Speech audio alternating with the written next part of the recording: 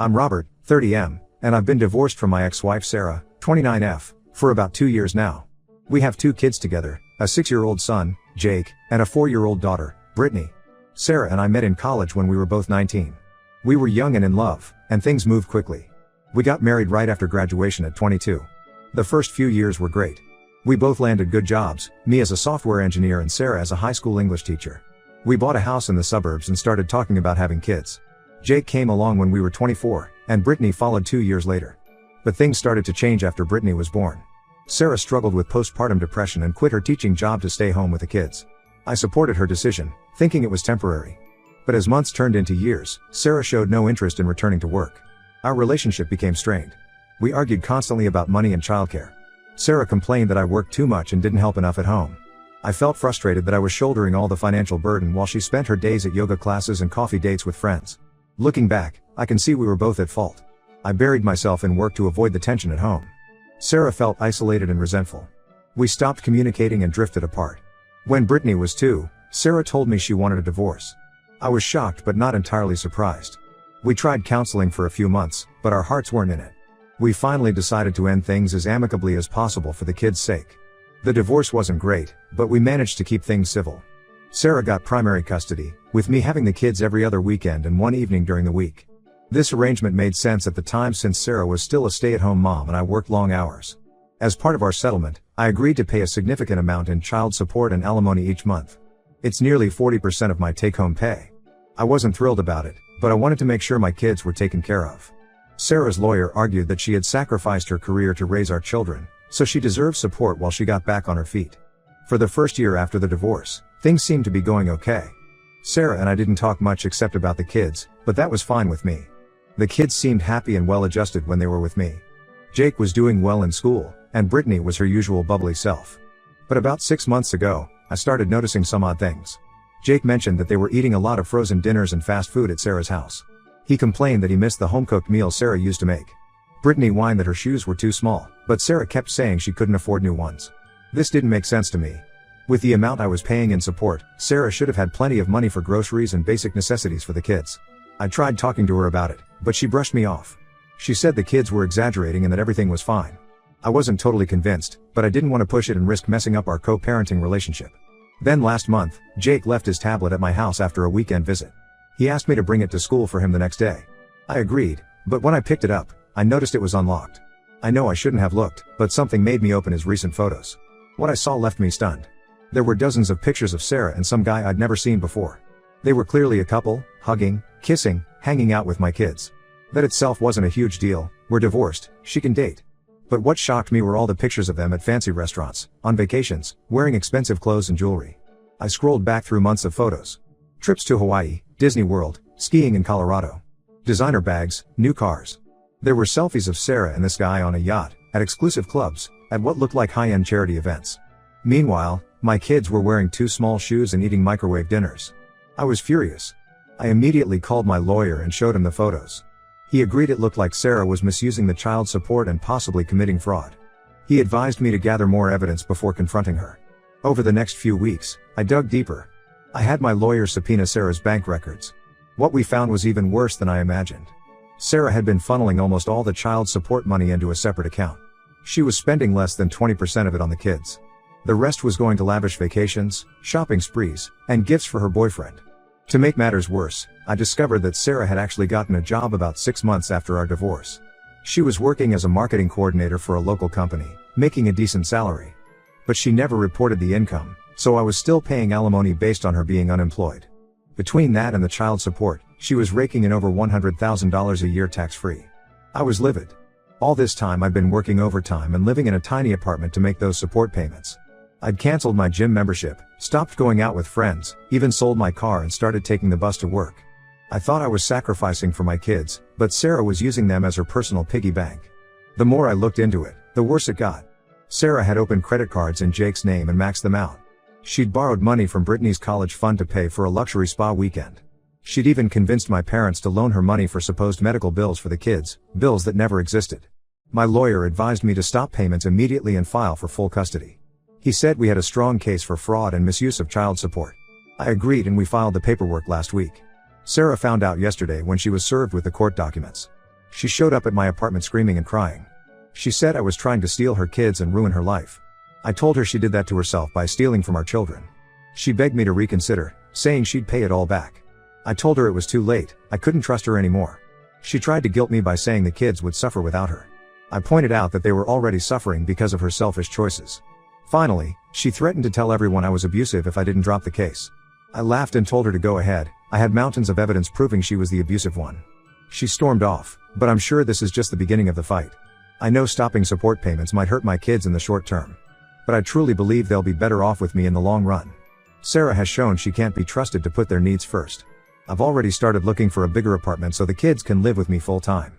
I'm researching schools in my area and looking into after-school programs. It'll be an adjustment, but I'm prepared to do whatever it takes to give my kids the stable home they deserve. Part of me feels guilty for not noticing what was happening sooner. I should have pushed harder when I first noticed things seemed off with the kids. But I was trying so hard to keep the peace and not rock the boat. I thought I was being a good co-parent by staying out of Sarah's business. Now I realize I was just enabling her to take advantage of me and neglect our kids. Some friends think I'm being too harsh. They say I should give Sarah another chance or try to work things out for the kids' sake. But I just can't trust her anymore. She's shown over and over that she'll always put herself first. I won't let my kids be collateral damage in her selfish schemes anymore. So Reddit, Ida for cutting off child support and filing for full custody after discovering my ex-wife's scam? I'm confident I'm doing the right thing, but I could use some outside perspective. What would you do in my situation? Update 1. It's been about 3 weeks since my original post, and a lot has happened. First, thank you all for the supportive comments and advice. It really helped me stay strong through all of this. The day after I posted, I had a long talk with Jake and Brittany. I didn't want to badmouth their mom, but I felt they deserved some explanation for the changes that were coming. I told them that there were some problems with the money I was sending their mom, so things might be different for a while. Jake seemed to understand, and actually said he was glad because he was tired of eating frozen pizza all the time. Brittany was confused but didn't ask too many questions. A few days later, we had our first court hearing. Sarah showed up with a fancy lawyer and tried to paint me as a vindictive ex trying to punish her for moving on. She claimed I was jealous of her new relationship and trying to control her life. Her lawyer argued that Sarah had been a devoted stay-at-home mom for years and deserved ongoing support. But when my lawyer presented the financial records and photos, the judge was not impressed. The evidence of Sarah's spending was damning. Receipts for $1,000 bottles of champagne, $5,000 handbags, first-class plane tickets. All while the kids wore hand-me-downs and ate junk food. The judge ordered Sarah to provide a full accounting of how she'd spent the child support money over the past 2 years. He also froze all of Sarah's accounts pending further investigation. That's when things got really interesting. Sarah's lawyer asked for a recess, and they were gone for over an hour. When they came back, Sarah looked pale and shaken. Her lawyer asked to approach the bench, and after a whispered conversation, the judge called a halt to the proceedings. He ordered us to reconvene in 2 weeks and told Sarah to be prepared with a complete financial disclosure. I was confused, but my lawyer seemed excited. He said it looked like Sarah's lawyer had realized how bad things were and was trying to buy time to negotiate a settlement. I was skeptical. Sarah had seemed so confident before. What could have changed? I found out a few days later when I got a call from a number I didn't recognize. It was Sarah's boyfriend, Mark. He said he needed to talk to me urgently. Against my better judgment, I agreed to meet him at a coffee shop. Mark looked terrible, like he hadn't slept in days. He told me that he had no idea about Sarah's scam until recently. He thought all the trips and gifts were from her teaching salary and some family money. When he found out the truth, he was horrified. But it got worse. Mark said that Sarah had been pressuring him to marry her for months. He kept putting it off, saying he wasn't ready. Now he knew why she was so desperate. She needed to be remarried before the 2-year mark in our divorce when her alimony would decrease. The real bombshell came next. Mark said that about a year ago, Sarah had told him she was pregnant. He was excited but nervous about becoming a dad. But as months went by and Sarah didn't show, he got suspicious. He snooped in her email and found messages with a fake belly manufacturer. Sarah had been planning to fake a pregnancy to pressure him into marriage. I was stunned. I knew Sarah could be manipulative, but this was a whole new level. Mark apologized for his part in everything, even though he was a victim too. He said he had already broken up with Sarah and was planning to testify about her deceptions if the case went to trial. After Mark left, I called my lawyer and filled him in. He was thrilled. This was exactly the kind of evidence we needed to prove Sarah was unfit for custody.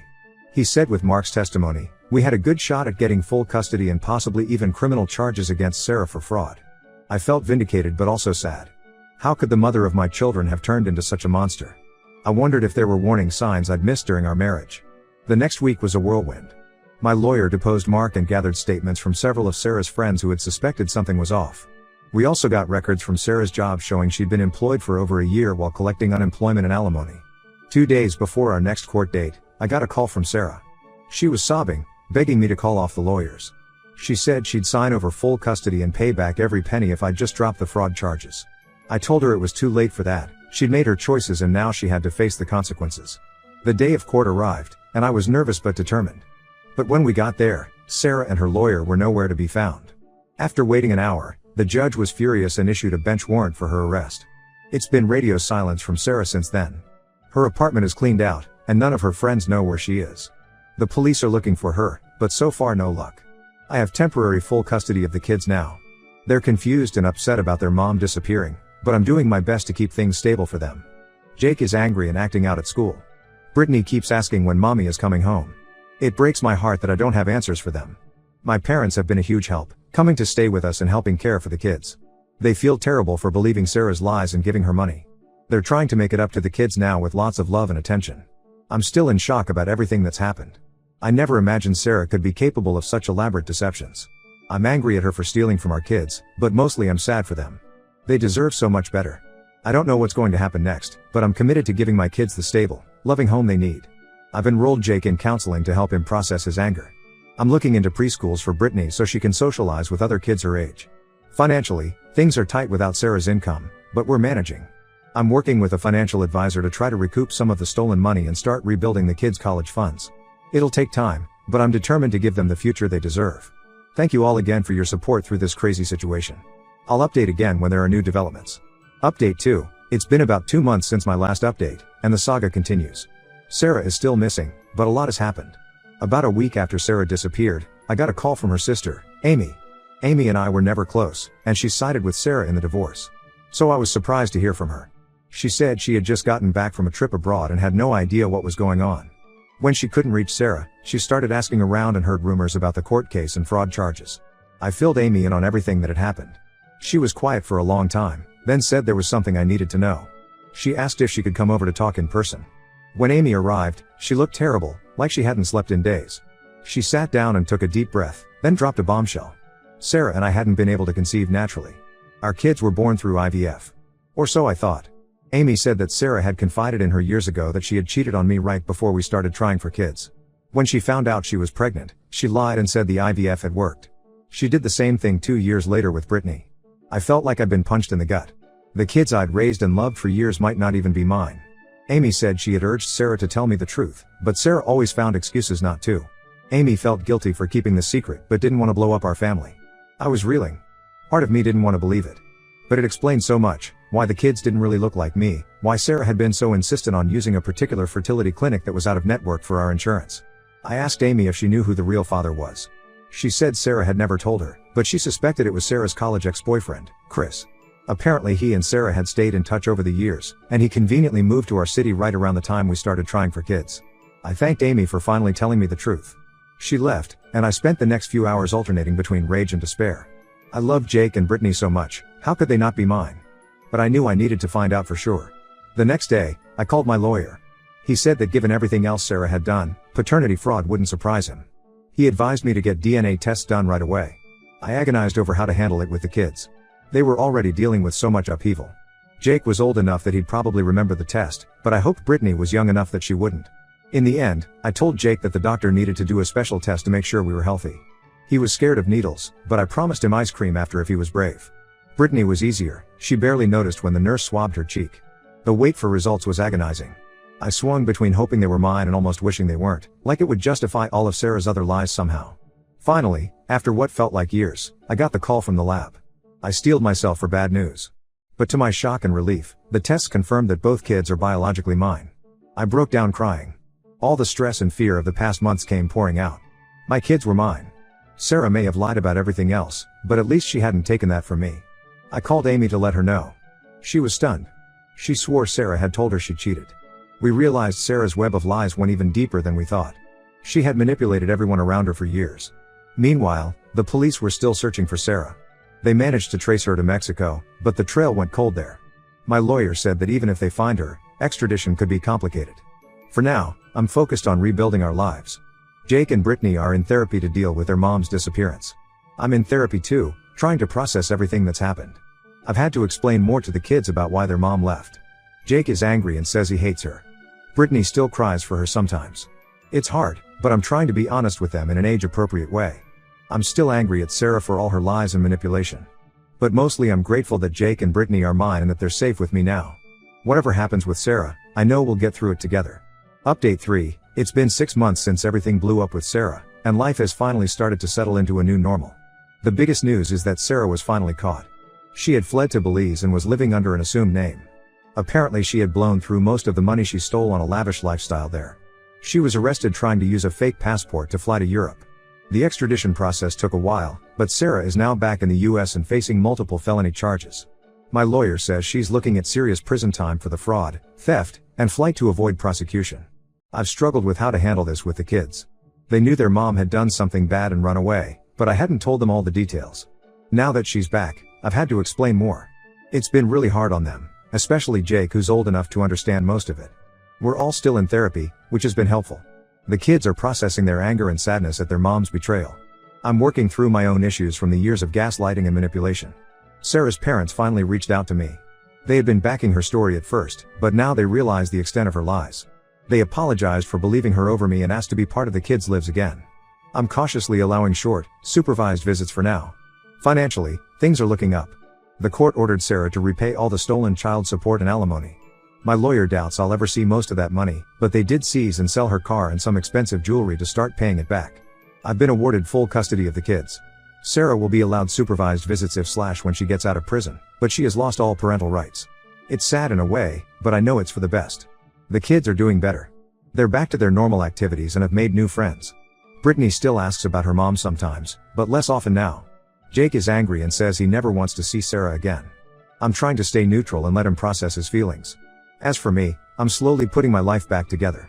I've started dating again, very casually. It's hard to trust after everything with Sarah, but I'm working on it. My job has been understanding about all the time off for court and kids' appointments.